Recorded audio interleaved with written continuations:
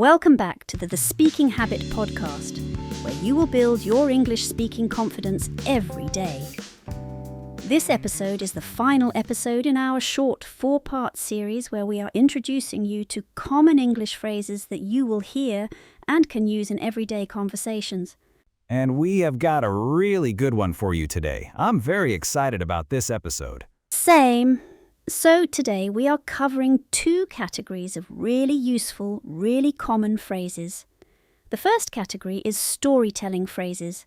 These are the phrases people use when they're telling you something that happened to them, to make the story more exciting or easier to follow. And the second category is filler phrases. Now, these are a little bit different. They're the small words and phrases that people drop into conversation to connect their ideas or to sound more natural while they're thinking. Native speakers use them all the time, often without even realizing it. Exactly. And as always, we're going to explain what each phrase means, where you'd use it, and give you some real-life examples, the kind of situations you might actually find yourself in. Right, so let's get into it. Category 1, storytelling phrases. And our first one is, so get this. Oh, I love this one. It's so fun. So, get this is a phrase you use right before you're about to tell someone something surprising, funny, or just hard to believe. It works like a little signal. It tells the listener, hey, pay attention, because what I'm about to say is going to be interesting. Yes, exactly. And it's very casual, so you'd say it to friends, family, close colleagues, not in a formal meeting or a work email, of course. Definitely not in an email. So, for example, imagine you come home from the supermarket and you say to your flatmate, so get this, I ran into our old teacher from school at the checkout. Exactly. It creates a little bit of suspense. Right. The next storytelling phrase is very similar in energy. You won't believe what happened. Oh, yes! This one is brilliant. It does exactly what it says. It tells the listener that what comes next is going to be surprising, maybe even unbelievable. And people love hearing it because they know a good story is coming. Right! It hooks them in immediately. So you might call a friend and say, you won't believe what happened.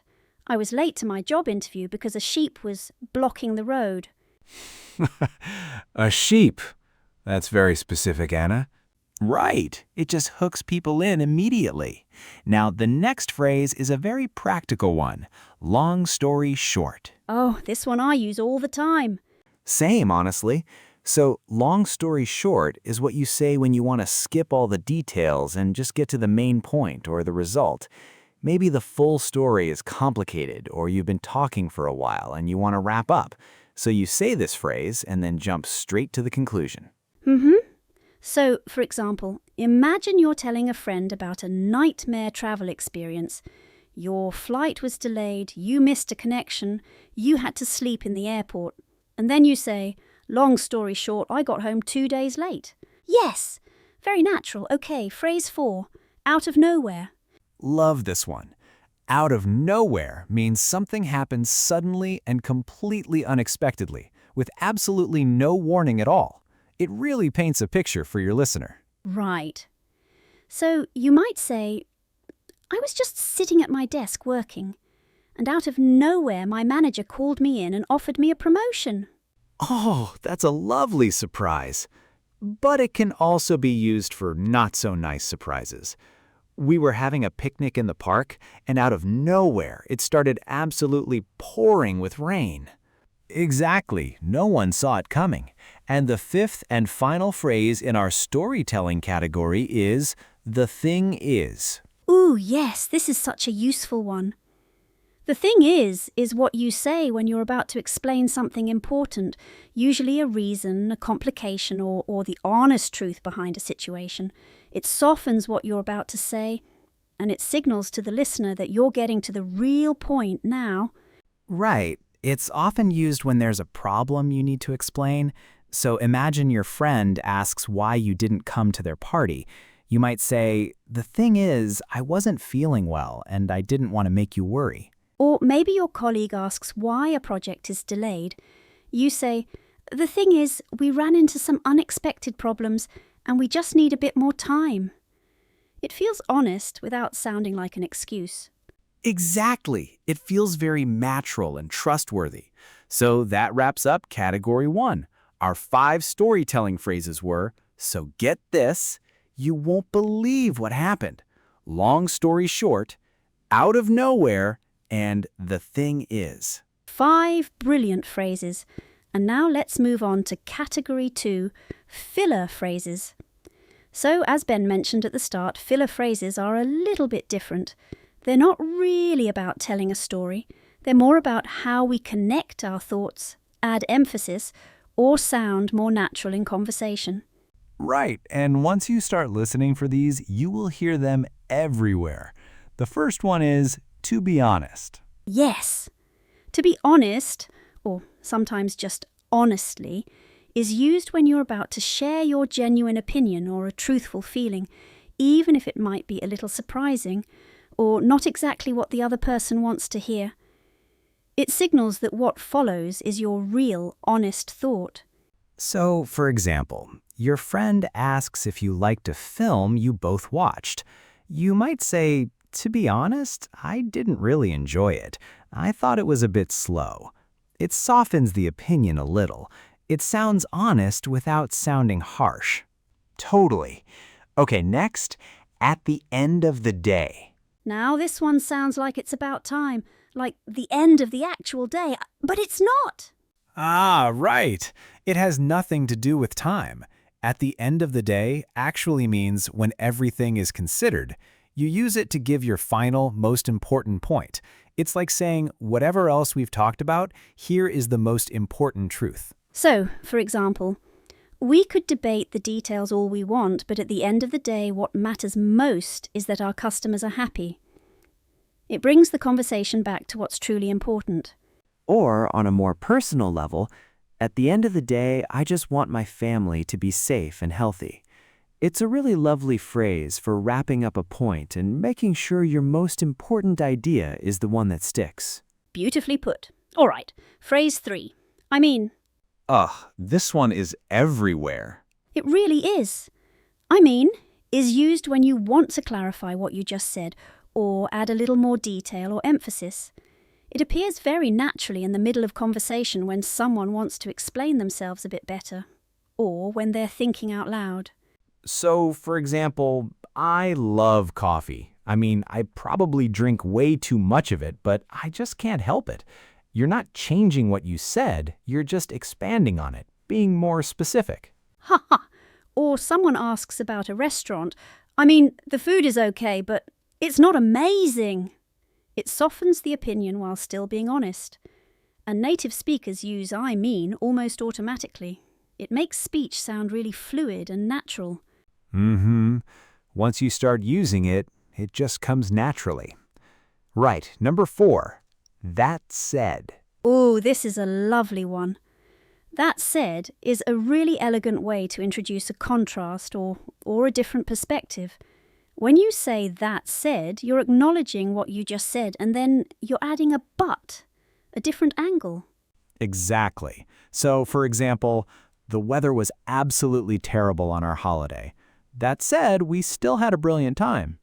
You're not canceling out your first point, you're just saying, yes, that's true, and here's another side to the story. Right. Or, the course was quite challenging. That said, that I learned so much from it and I'm really glad I did it. It makes you sound balanced and thoughtful, like you're considering all sides. Exactly. It's a very mature-sounding phrase. Okay, number 5, and this is quite a fun one, mind you. Oh, mind you, this is quite a British one, isn't it? It is. It's very common in British English. Mind you is used to add extra information, often something that slightly changes or qualifies what you just said. It's a bit like that said, but it has a more casual, chatty feel to it. Right, so you might say, the train journey was really long. Mind you, the views from the window were absolutely stunning. So you're adding something worth noting, a silver lining almost. Lovely, a perfect little silver lining phrase.